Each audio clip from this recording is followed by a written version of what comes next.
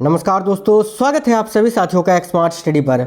साथियों, RRB group D exam 2025 यानी जिनका पेपर अभी फरवरी में है, जिनका पेपर 2 फरवरी, 3 फरवरी, 4, 5, 6, 9 फरवरी और 10 फरवरी को आपका पेपर है, उन सभी साथियों के लिए टॉप 100 साइंस के एक्सपेक्टेड क्लास को लेकर आए हैं। अब तक ग्रुप डी का जो पेपर आपका हुआ है उसमें जहां से क्वेश्चन आपसे रेलवे ने पूछा है, जिन जिन टॉपिक से पूछा है, बिल्कुल 9th और 10th की एनसीईआरटी को कवर करके मैंने मोस्ट एक्सपेक्टेड क्लास आपके लिए ये तैयार किया है। तो आपको कंप्लीट ये वीडियो देखना है क्योंकि ये क्लास आपके लिए बहुत इंपॉर्टेंट है। आपको हूबहू क्वेश्चंस देखने को मिलेंगे।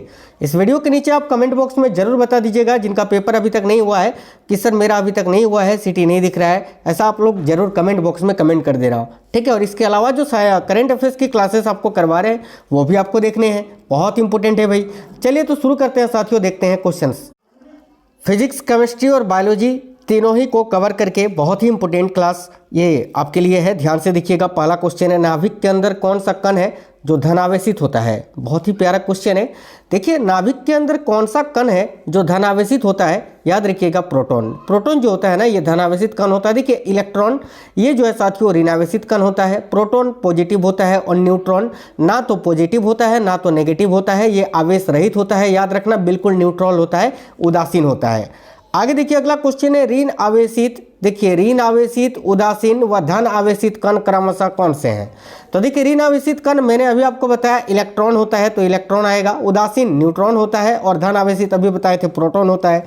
तो ऑप्शन नंबर सी क्रमशः इलेक्ट्रॉन, न्यूट्रॉन, प्रोटॉन आपका इस क्वेश्चन के लिए करेक्ट आंसर हो जाएगा। आगे देखिए, नेक्स्ट है, जब किसी नाभिक पर, ठीक है, न्यूट्रॉनों की बौछार की जाती है तो नाभिक के टूटने से ऊर्जा प्राप्त होती है, यह प्रक्रिया क्या कहलाती है? देखिए, डबल स्टार मार्क कर लीजिए।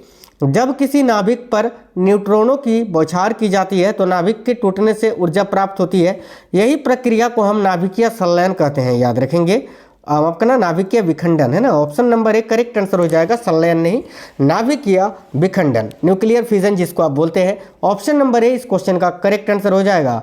अगला क्वेश्चन है, किसी परमाणु की परमाणु संख्या कौन सी होती है? बताइए, किसी भी परमाणु की जो परमाणु संख्या होती है, जैसे हाइड्रोजन की परमाणु संख्या 1 है, हीलियम की परमाणु संख्या 2 है, तो ये 2, ये 1, ये क्या है? वास्तव में ये प्रोटॉन की संख्या है।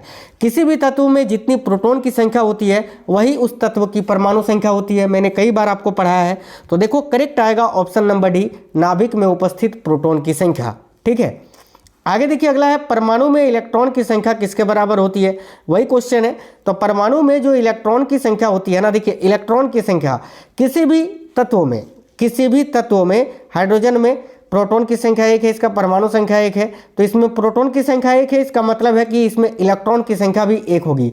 यानी किसी भी तत्व में जितनी प्रोटॉन की संख्या उतनी ही इलेक्ट्रॉन की संख्या भी होती है। याद रखेंगे, तो करेक्ट आएगा ऑप्शन नंबर बी, प्रोटॉन की संख्या के बराबर। परमाणु में जो इलेक्ट्रॉन की संख्या होती है वो प्रोटॉन की संख्या के बराबर होती है।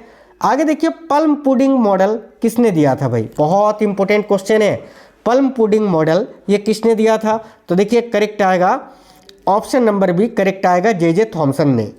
जे Thomson, option number B correct है। आगे देखिए, कार्बन में संयोजी उत्तकों की संख्या कितनी होती है?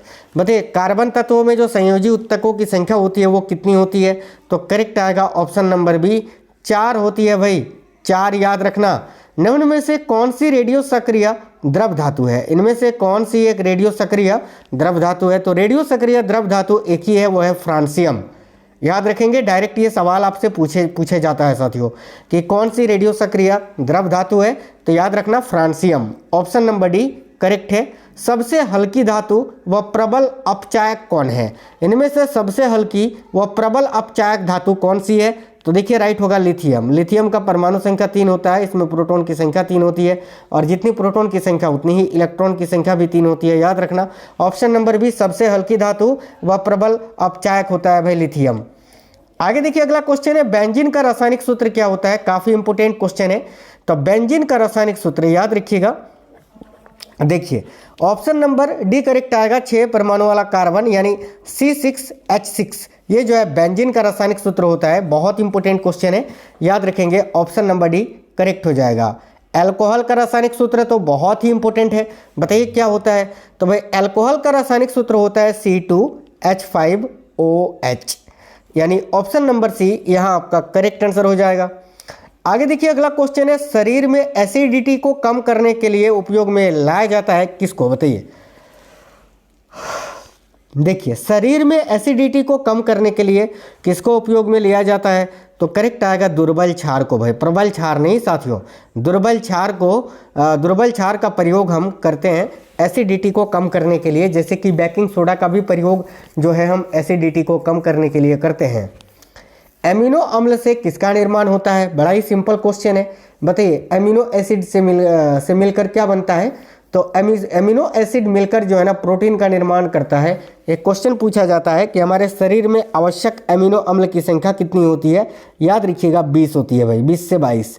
नेक्स्ट क्वेश्चन देखिए अगला है, चूने का पानी किस प्रकृति का होता है, यानी आपको बताना है चूने का जो पानी होता है कैल्शियम हाइड्रोक्साइड, ठीक है, ये जो होता है चूने का पानी ये किस प्रकृति का होता है, अम्लीय होता है, क्षारीय होता है, लवणीय होता है, उदासीन होता है, तो याद रखिए क्षारीय प्रकृति का होता है। ऑप्शन नंबर बी करेक्ट होगा, क्षारीय। मिट्टी की अम्लता को दूर करने के लिए किस यौगिक को उपयोग में लिया जाता है, अब देखिए मिट्टी की अम्लता को दूर करने के लिए हम क्षारीय पदार्थ का प्रयोग करते हैं, और किसका, तो कैल्शियम हाइड्रोक्साइड का, किसका, तो कैल्शियम हाइड्रोक्साइड, अभी मैंने बताया था ना चूने का पानी। ऑप्शन नंबर सी यहाँ आपका करेक्ट आंसर हो जाएगा साथियों, इसको स्लैक्ट लाइम के नाम से भी जानते हैं, याद रखेंगे। आगे देखिए, चालक के सिरों पर लगाए गए विभवांतर प्रभावित धारा के समानुपाती होता है यदि चालक की भौतिक अवस्थाएं ताप, दाब, लंबाई और अनुप्रस्थ काट व क्षेत्रफल स्थिर रहे। यह नियम कौन सा है साथियों, किस नियम का ये डेफिनेशन है, बेसिकली आपको यही बताना है, तो करेक्ट आएगा ओम का नियम का। ओम का नियम बताता है कि भी समानुपाती आई होता है भाई। ऑप्शन नंबर बी इस क्वेश्चन का करेक्ट आंसर हो जाएगा।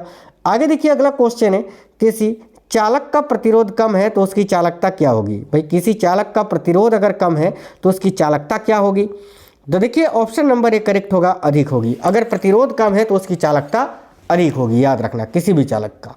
अगला क्वेश्चन है, प्रतिरोध हमेशा चालकता के कैसे होता है, तो चालकता पूछा है, चालक नहीं, प्रतिरोध जो होता है ना हमेशा चालकता के कैसे होता है, तो व्युत्क्रमानुपाती होता है। ऑप्शन नंबर बी यहाँ आपका करेक्ट आएगा, व्युत्क्रमानुपाती। अगला क्वेश्चन है, समानांतर क्रम संयोजन के चालक तारों में क्या होता है, यानी देखिए जब किसी को भी हम समानांतर क्रम में जोड़ते हैं तो चालक तारों में क्या अलग होता है, समान होता है, यही आपको बताना है। तो देखिए ऑप्शन नंबर बी, समानांतर क्रम संयोजन में चालक के तारों का जो विभवांतर होता है ना साथियों, ये समान होता है और धारा अलग अलग होती है। यही अगर आपसे श्रेणी क्रम में पूछा जाता तो श्रेणी क्रम में धारा समान होता है, विभवांतर अलग अलग होता है, याद रखिएगा इसका उल्टा। विद्युत तापीय प्रभाव के उदाहरण कौन सा है, विद्युत तापीय प्रभाव के उदाहरण इनमें से कौन सा है बताइए, तो विद्युत तापीय कौन सा विद्युत के तापीय प्रभाव पर कार्य करता है, तो विद्युत प्रेस, गीजर, हीटर, उपयुक्त तीनों, ठीक है। इनमें हीटिंग एलिमेंट के रूप में नाइक्रोम के तार का प्रयोग किया जाता है, याद रखिएगा। निम्न में से कौन सा कथन सही है, ए में है एसी में धारा की दिशा बदलती है, एसी में धारा की दिशा बदलती है, बिल्कुल बदलती है भाई। जो बिजली वाला करंट होता है ना अल्टरनेटिंग करंट, उसमें धारा की दिशा बदलती रहती है, और जो डीसी होती है ना डायरेक्ट करंट बैटरी वाला, उसमें क्या होता है कि धारा की दिशा समान रहती है, यानी ए और बी दोनों ही सही है। तो ऑप्शन नंबर सी इसको हम टिक करेंगे, उपयुक्त दोनों कथन सही है। देखिए आप लोग क्लास को लाइक जरूर करिएगा और साथियों क्लास अपने दोस्तों के साथ शेयर करिएगा। क्वेश्चन है, हरे पौधे गंदी गैस को केवल सूर्य के प्रकाश में ही शुद्ध करते हैं, यह निष्कर्ष किसने निकाला था, बताइए। क्वेश्चन मैंने आपको पहले भी पढ़ाया था। देखिए हरे पौधे जो होते हैं ना गंदी गैस को केवल सूर्य के प्रकाश में ही शुद्ध करते हैं, यह निष्कर्ष किसने निकाला था, तो इंजन हाउस ने। ऑप्शन नंबर बी करेक्ट है। हरे पौधे को सूर्य के प्रकाश की आवश्यकता होती है, यह किसने खोजा था, काफ़ी इंपोर्टेंट क्वेश्चन है, ठीक है। हरे पौधे को सूर्य के प्रकाश की आवश्यकता होती है, यह किसने खोजा था, देखो बहुत इंपोर्टेंट क्वेश्चन है। देखिए करेक्ट आंसर हो जाएगा साथियों जोसेफ प्रिस्टले ने, करीब 1770 ईस्वी के आसपास, ठीक है। तो ऑप्शन नंबर डी यहाँ आपका करेक्ट आंसर हो जाएगा साथियों, याद रखिएगा जोसेफ प्रिस्टले भाई। आगे देखिए, प्रकाश संश्लेषण में सर्वाधिक प्रभावी तरंगदैर्घ्य कौन सी होती है, तो प्रकाश संश्लेषण में जो सर्वाधिक प्रभावी तरंगदैर्घ्य होती है ना वो क्या होती है, देखिए करेक्ट आएगा लाल व नीले रंग की प्रकाश में। और प्रकाश संश्लेषण की दर सबसे कम किस रंग के प्रकाश में होती है अगर आपसे पूछे तो याद रखिएगा हरे रंग के प्रकाश में। न्यूटन के गति के तृतीय नियम का उदाहरण कौन सा है, देखिए पानी में तैरना, ये भी न्यूटन के तृतीय गति का नियम का उदाहरण है। रॉकेट का उड़ना, नाव से उतरते समय नाव का पीछे हटना, ये भी है। तो ऑप्शन नंबर डी उपयुक्त, तीनों करेक्ट आंसर हो जाएगा। कोई वस्तु तब तक स्थिर या एक समान गति में रहेगी जब तक उस पर कोई बाह्य बल न लगे। यह न्यूटन का कौन सा नियम है? तो साथियों यही तो जड़त्व का नियम है ना, इसको न्यूटन का पहला नियम हम कहते हैं। Option number B correct answer हो जाएगा। आगे देखिए, अल्प अवधि के लिए कार्य करने वाले बल को क्या कहा जाता है? भाई जो अल्प अवधि के लिए, कम समय के लिए जो कार्य करने वाला बल होता है उसको क्या कहते हैं? इसी को आवेग बल कहा जाता है, याद रखेंगे। ऑप्शन नंबर सी करेक्ट है, आवेग बल। आगे देखिए, यदि किसी पिंड का शुद्ध बाह्य बल शून्य है तो उसमें क्या होगा? देखिए, यदि किसी पिंड का शुद्ध बाह्य बल शून्य है तो उसमें क्या होगा? भाई सिंपल सी बात है, उसमें शून्य त्वरण होगा, त्वरण भी उसका शून्य ही होगा। घर्षण एवं जड़त्व के बारे में सबसे पहले व्याख्या किसने की थी? काफ़ी इंपॉर्टेंट क्वेश्चन है। तो न्यूटन से पहले गैलीलियो ने बताया था, याद रखना। इसीलिए जो जड़त्व का नियम है, न्यूटन का जो पहला नियम है उसको हम गैलीलियो का नियम भी कहते हैं। गैलीलियो करेक्ट आंसर हो जाएगा। कील ठोकते समय हथौड़े में कौन सी ऊर्जा होती है? कि किस प्रकार का जड़त्व होता है ये पूछा जा रहा है। ऊर्जा पूछता तो गतिज ऊर्जा होगा। कील ठोकते समय हथौड़े में क्या होती है? भाई देखो करेक्ट आंसर हो जाएगा, गति का जड़त्व होता है इसमें, विराम का नहीं, गति का जड़त्व। Option number B. कार्य का ऐसा मात्रक क्या होता है? बताइए। कार्य का जो ऐसा मात्रक होता है वो देखिए जूल भी होता है और न्यूटन मीटर भी होता है, तो दोनों हम करेंगे। ऑप्शन नंबर डी, ए व बी दोनों। आगे देखिए, भी चाल से चल रही m द्रव्यमान की वस्तु के पास कितनी ऊर्जा होगी? सिंपल सी बात है यार, भी चाल से चल रही है, m द्रव्यमान की वस्तु है, आपको काइनेटिक एनर्जी पूछा जा रहा है, तो काइनेटिक एनर्जी क्या होता है? हाफ mv², यही तो होता है ना। तो यहाँ ऑप्शन नंबर सी आपका इस क्वेश्चन के लिए करेक्ट आंसर हो जाएगा। आगे देखिए, 20 kg द्रव्यमान की एक वस्तु 2 मीटर प्रति सेकंड के एक समान वेग से गतिशील है, ठीक है। तो गतिज ऊर्जा कितनी होगी? निकालिए गतिज ऊर्जा। क्या होता है गतिज ऊर्जा का सूत्र? Half mv²। m का मान आपका दिया हुआ है 20 kg और v का मान दिया हुआ है 2 मीटर प्रति सेकंड स्क्वायर, v का स्क्वायर यानी 2 × 2। इसको जब हम सॉल्व करेंगे तो 20 दूनी 40 जूल आपका आंसर निकल के आएगा। तो ऑप्शन नंबर ए 40 जूल करेक्ट आंसर हो जाएगा।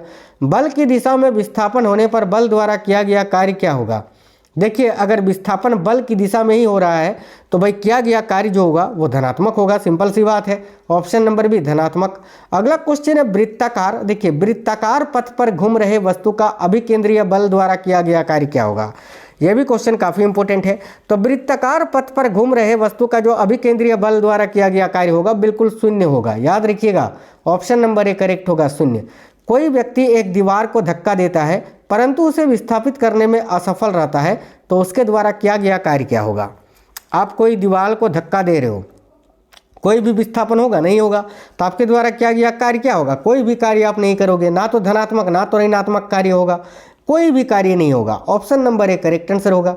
अवतल दर्पण की फोकस दूरी कैसी होती है? देखिए, अवतल दर्पण की जो फोकस दूरी होती है ना साथियों, उसका मान ऋणात्मक में आता है, और जो उत्तल दर्पण की फोकस दूरी होती है वो धनात्मक होती है। तो अवतल दर्पण का पूछा है तो ऋणात्मक करेक्ट आंसर होगा, ऑप्शन नंबर बी। अगला है वास्तविक प्रतिबिंब बनाने के लिए किसका प्रयोग किया जाता है? बताइए, किस प्रकार का दर्पण है जो वास्तविक प्रतिबिंब बना सकता है? करेक्ट आएगा अवतल दर्पण, क्योंकि उत्तल दर्पण तो हमेशा आभासी प्रतिबिंब बनाता है, वास्तविक प्रतिबिंब केवल अवतल दर्पण बना सकता है।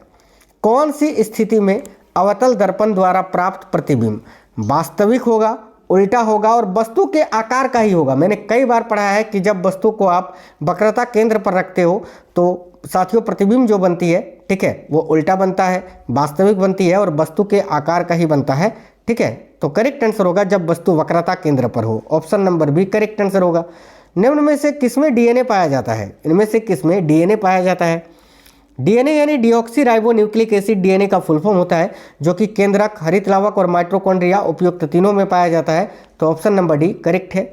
द्विगुण संकरण के लिए मेंडल ने कैसे बीज वाले मटर के पौधे चुने थे? हेरिडिटी वाला चैप्टर बहुत इंपॉर्टेंट है आपके लिए, ध्यान से देखिएगा।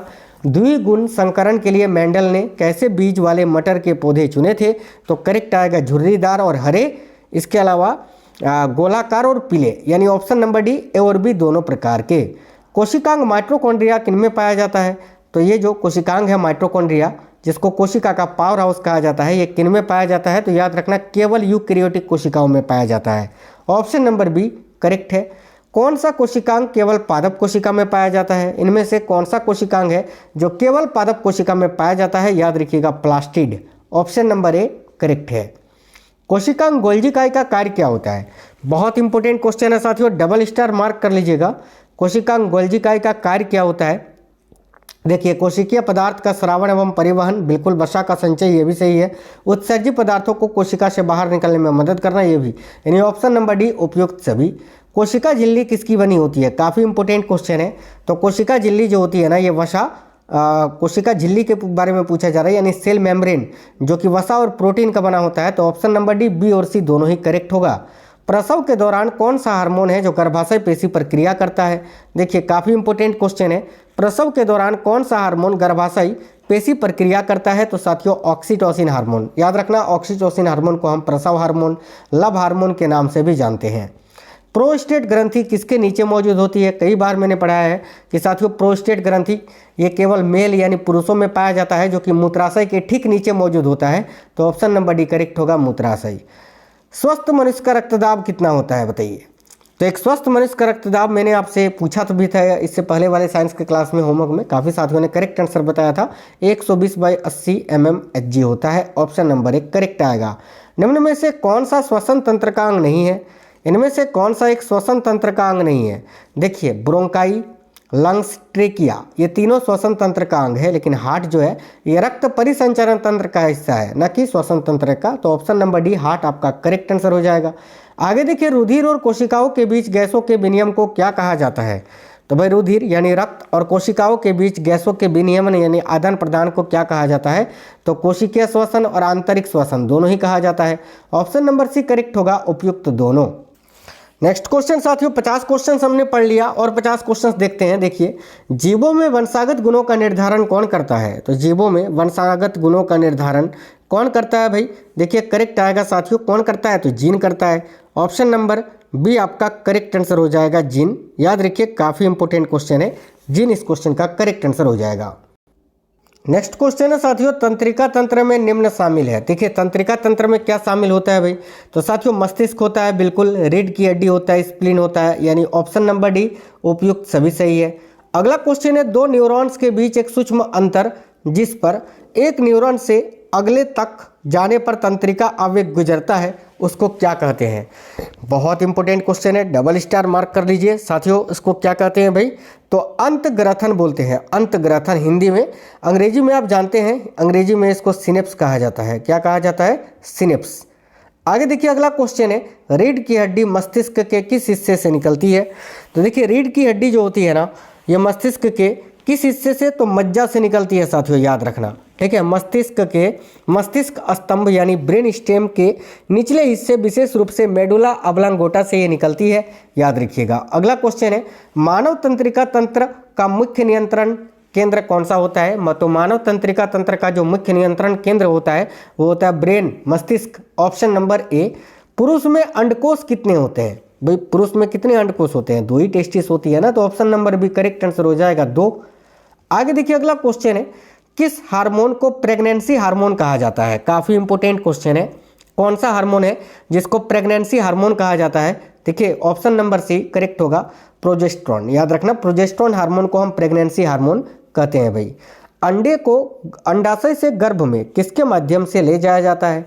तो अंडे को अंडाशय से गर्भ में किसके माध्यम से ले जाया जाता है? राइट आंसर होगा डिंब वाहिनी के माध्यम से। ऑप्शन नंबर डी करेक्ट है, डिंब वाहिनी। अगला क्वेश्चन है, फेलोपियन ट्यूब की लंबाई कितनी होती है? बताइए, फेलोपियन ट्यूब यानी डिंब वाहिनी की लंबाई कितनी होती है, ये पूछा जा रहा है। करेक्ट होगा 10 से 12 सेंटीमीटर। याद रखेंगे, 10 से 12 सेंटीमीटर जो फेलोपियन ट्यूब होती है ना, उसकी लंबाई होती है भाई। आगे देखिए, ऑक्सीटोसिन हार्मोन को और किस नाम से जाना जाता है? अभी मैंने बताया था लव हार्मोन के नाम से। इसके अलावा प्रसव हार्मोन, पिटोसिन, इन सभी के नाम से जाना जाता है। अगला, प्रसव के दौरान कौन सा हार्मोन है जो गर्भाशय पेशी पर क्रिया करता है? याद रखिए, ऑक्सीटोसिन हार्मोन। अगला क्वेश्चन है, ग्लाइकोलाइसिस क्रिया कहाँ संपन्न होती है? काफ़ी इंपॉर्टेंट क्वेश्चन है ये भी। ग्लाइकोलाइसिस की जो क्रिया होती है वो कहाँ संपन्न होती है? तो याद रखना, कोशिका द्रव्य में यानी साइटोप्लाज्म में। क्रेब्स चक्र की शुरुआत किससे होती है? काफ़ी इंपॉर्टेंट ये भी क्वेश्चन है। तो क्रेब्स चक्र की शुरुआत किससे होती है? साइट्रिक एसिड से। ऑप्शन नंबर ए करेक्ट है साइट्रिक अम्ल। श्वसन के दौरान, देखिए काफ़ी इंपॉर्टेंट क्वेश्चन है, श्वसन के दौरान विमुक्त कार्बन डाइऑक्साइड के मुकाबले प्रयुक्त ऑक्सीजन की मात्रा अधिक हो तो वह पदार्थ क्या होगा। तो देखिए श्वसन के दौरान विमुक्त कार्बन डाइऑक्साइड के मुकाबले अगर ऑक्सीजन की मात्रा अधिक हो तो वह पदार्थ क्या होगा, तो प्रोटीन होगा, इसके अलावा कार्बोनिक अम्ल होगा। तो ऑप्शन नंबर डी ए व सी दोनों ही हो सकता है भाई। अगला क्वेश्चन है इलेक्ट्रॉन परिवहन तंत्र का संबंध किससे है। देखिए इलेक्ट्रॉन परिवहन तंत्र का संबंध किससे है, तो माइटोकॉन्ड्रिया की आंतरिक झिल्ली से, ना कि बाहरी, केवल आंतरिक झिल्ली से। ऑप्शन नंबर सी करेक्ट होगा, माइटोकॉन्ड्रिया की आंतरिक झिल्ली से। क्रेब्स चक्र का वह एंजाइम जो प्रथम उत्पाद बनाता है, बताइए क्रेब्स चक्र का वह एंजाइम कौन सा है जो प्रथम उत्पाद बनाता है। देखिए करेक्ट होगा साइट्रेट सिंथेटेज, ठीक है, citrate synthetase option number A correct होगा। ग्लूकोज के एक अणु से कितने पायरुविक अम्ल बनते हैं, ये बहुत इंपॉर्टेंट क्वेश्चन है, वेरी वेरी इंपॉर्टेंट। ग्लूकोज के एक अणु से कितने पायरुविक अम्ल बनते हैं, देखिए करेक्ट आएगा 2। याद रखना क्वेश्चन बहुत ज़्यादा पूछा जाता है ये। बैक्टीरिया का श्वसन स्थल क्या होता है साथियों, जो बैक्टीरिया होते हैं भाई जीवाणु, उनका श्वसन स्थल क्या होता है, तो mesosome. Option number C correct होगा मिसोसोम। नेक्स्ट है कैरोटिन्स एवं जेंथोफिल्स किसके प्रकार है। कैरोटिन्स एवं जेंथोफिल्स ये किसके प्रकार है, तो देखिए करेक्ट आंसर आपका हो जाएगा ऑप्शन नंबर बी कैरोटोनॉइड्स के, कैरोटिनाइड्स के, है ना, कैरोटिनाइड्स करेक्ट आंसर हो जाएगा ऑप्शन नंबर बी। पौधे अशुद्ध हवा को शुद्ध हवा में परिवर्तित करते हैं, यह किसने बतलाया था। देखिए पौधे जो है ना भाई शुद्ध हवा को अशुद्ध हवा में अशुद्ध हवा को शुद्ध हवा में जो है ये बदलते हैं, ये किसने बताया था, तो प्रिस्टले ने बताया था। अभी मैंने ये बताया था आपको, ये क्वेश्चन भी बताया था, रिपीट हो गया यार। देखिए हरे पौधे गंदी गैस को केवल सूर्य के प्रकाश में ही शुद्ध करते हैं, यह निष्कर्ष किसने निकाला था, बताइए। मैं नहीं बताऊंगा, ये होमवर्क का क्वेश्चन रहेगा, इसका आंसर आप कमेंट बॉक्स में बता दीजिए, क्योंकि ये क्वेश्चन मैं ऑलरेडी आपको बता चुका हूँ इसी क्लास में। नेक्स्ट है अधिकतम प्रकाश संश्लेषण प्रकाश के कौन से भाग में होता है, तो अधिकतम प्रकाश संश्लेषण जो होता है ना, ये लाल, नीला और बैंगनी इन सभी में होता है। ऑप्शन नंबर डी उपयुक्त सभी में। प्रकाश संश्लेषण में सर्वाधिक प्रभावी तरंगदैर्घ्य कौन सा होता है, तो प्रकाश संश्लेषण में सर्वाधिक प्रभावी तरंगदैर्घ्य होती है लाल व नीले रंग की प्रकाश। कौन सा कोशिकांग प्रकाश श्वसन में भाग नहीं लेता है, इनमें से कौन सा कोशिकांग है जो प्रकाश श्वसन में भाग नहीं लेता है। देखिए माइटोकॉन्ड्रिया, क्लोरोप्लास्ट तो भाग लेता है, गोल्गी काई प्रकाश श्वसन में भाग नहीं लेता है, तो ऑप्शन नंबर सी करेक्ट आएगा गोल्गी काई। अगला प्रोटीन से हमारे शरीर को क्या मिलता है, बताइए। जो प्रोटीन हम खाते हैं, जो प्रोटीन हमें प्राप्त होता है हमारे शरीर को, बॉडी को, उससे हमें क्या मिलता है भाई, देखो करेक्ट आएगा नाइट्रोजन मिलता है साथियों। बहुत इंपॉर्टेंट क्वेश्चन है, वेरी वेरी इंपॉर्टेंट, याद रखेंगे नाइट्रोजन। मानव शरीर का रक्त किस प्रकृति का होता है, देखिए मानव शरीर का जो रक्त होता है ना, उसका पीएच मान लगभग 7.4 होता है, और 7 से थोड़ा सा अधिक है, यानी थोड़ा सा ये क्षारीय प्रकृति का होगा, तो ऑप्शन नंबर ए करेक्ट होगा क्षारीय प्रकृति। मानव शरीर के वजन का कितना प्रतिशत मस्तिष्क का वजन होता है, यानी मानव शरीर का जितना वजन होता है उसका कितना प्रतिशत उसके मस्तिष्क का वजन होता है, परसेंटेज में पूछा है तो करेक्ट आएगा 2%। ऐसे अगर पूछे एवरेज कितना वजन होता है मस्तिष्क का, तो 1350 से 1400 ग्राम तक याद रखिएगा, ठीक है। नेक्स्ट क्वेश्चन देखिए, पेस मेकर व नेफ्रॉन का संबंध क्रमशः किससे है। अब देखिए पेस मेकर को हम हृदय में लगाते हैं, नेफ्रॉन का संबंध किडनी से है, तो हृदय व वृक्क आपका करेक्ट होगा। ऑप्शन नंबर सी इस क्वेश्चन का करेक्ट आंसर है। श्वसन के दौरान गैसें रुधिर में प्रवेश करती है और छोड़ी जाती है, किसके कारण। देखिए जब हम सांस लेते हैं, ठीक है, तो गैसें रुधिर में प्रवेश करती है और छोड़ी जाती है, ये किसके कारण होता है, इस परिघटना को क्या कहते हैं, तो विसरण कहते हैं साथियों। विसरण के कारण ऐसा होता है भाई। ऑप्शन नंबर सी करेक्ट है साथियों, विसरण। रक्त का ग्लूकोज स्तर सामान्यतः किसमें व्यक्त किया जाता है, रक्त का जो ग्लूकोज स्तर होता है ये किसमें मापते हैं, यही पूछा जा रहा है, तो ऑप्शन नंबर बी मिलीग्राम प्रति डेसीलीटर में, याद रखना मिलीग्राम, ठीक है, प्रति डेसीलीटर में, या तो देखिए मिलीमोल में भी हम इसको मापते हैं, मिलीमोल प्रति लीटर में भी इसको मापते हैं, याद रखेंगे। आगे देखिए मानव शरीर में जल व खनिज का अवशोषण कहाँ होता है, तो मानव शरीर में जल व खनिज का जब भी पूछे आपको बड़ी याद आंसर करना है, ठीक है। पचे हुए भोजन का पूछेगा तो छोटी आंत आपका करेक्ट होगा, लेकिन जब भी जल व खनिज का अवशोषण पूछे तो बड़ी आंत आपको आंसर करना है, याद रखिएगा। मानव में ताप का नियंत्रण कौन सी ग्रंथि करती है? तो हमारे शरीर के बॉडी का जो टेम्परेचर होता है उसको नियंत्रण कौन करता है? हाइपोथैलेमस करता है। ऑप्शन नंबर ए आपका करेक्ट आएगा, हाइपोथैलेमस। मानव शरीर का सीपीयू किसे कहा जाता है? साथियों, मानव शरीर का जो सीपीयू होता है वो मस्तिष्क को कहा जाता है। देखिए ऑप्शन नंबर ए करेक्ट है, मस्तिष्क। भ्रूण अवस्था में रक्त का निर्माण कहाँ होता है? भ्रूण अवस्था में रक्त का निर्माण कहाँ होता है? तो भ्रूण अवस्था में रक्त का निर्माण प्लीहा में होता है, प्लीहा, जिसको रक्त का कब्रिस्तान भी कहा जाता है भाई। अगला क्वेश्चन है, बिलरुबिन वर्णक के कारण प्लाज्मा का रंग कैसा होता है? बिलरुबिन एक पिगमेंट है, ठीक है, और इस पिगमेंट के कारण प्लाज्मा का रंग कैसा होता है यही आपको बताना है। तो बिलरुबिन वर्णक के कारण प्लाज्मा का जो रंग होता है ये हल्का पीला होता है। डबल स्टार मार्क कर लीजिए, हल्का पीला होता है। ऑप्शन नंबर बी करेक्ट है। ये बहुत इंपॉर्टेंट क्वेश्चन है। प्लाज्मा में कौन से प्रोटीन पाए जाते हैं भाई? तो प्लाज्मा जो होता है ना उसमें कौन से प्रोटीन पाए जाते हैं? तो देखिए फाइब्रोनोजन, एल्बुमिन, देखिए ग्लोब्यूमिन और प्रोथ्रोम्बिन, ये सभी प्रोटीन पाए जाते हैं प्लाज्मा में। तो ऑप्शन नंबर डी करेक्ट होगा, उपयुक्त सभी। मानव शरीर की कितने प्रतिशत रक्त की कणिकाएं होती हैं? तो मानव रुधिर की है ना, मानव रुधिर की कितने प्रतिशत रक्त कणिकाएं होती हैं? तो रक्त कणिकाओं की बात करें तो 45% होती है भाई। बाकी 55% तो प्लाज्मा होता है ना, और बाकी के 45% रक्त कणिकाएं यानी WBC, RBC और प्लेटलेट्स जो होती है वो 45% होती है और 55% केवल प्लाज्मा होती है, याद रखिएगा। नेक्स्ट है, प्लेटलेट्स का जीवन काल कितना होता है? बताइए, ब्लड प्लेटलेट्स का जो जीवन काल होता है वो कितना होता है? करेक्ट है, 7 से 10 दिन। साथियों, प्लेटलेट्स का जो जीवन काल होता है वो 7 से 10 दिन होता है। जैसे कि RBC का पूछा जाता है कि जीवन काल, तो याद रखना 20 से 120 दिन तक का होता है भाई। आगे देखिए, निःश्वसन प्रक्रिया के दौरान क्या नहीं होगा? देखिए निःश्वसन प्रक्रिया के दौरान क्या होगा वो पहले जान लेते हैं। फेफड़ों का आयतन घटेगा, डायाफ्राम शिथिल होगा, वायु श्वास नली से बाहर निकलेगी, ये सभी तो होगा, लेकिन श्वास नली सिकुड़ जाएगी, ये नहीं होगा।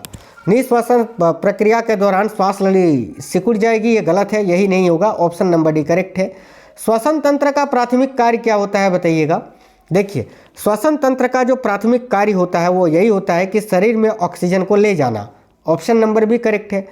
श्वास को नियंत्रित करने वाली मांसपेशी कौन सी होती है? बहुत ज़्यादा पूछा जाता है ये क्वेश्चन।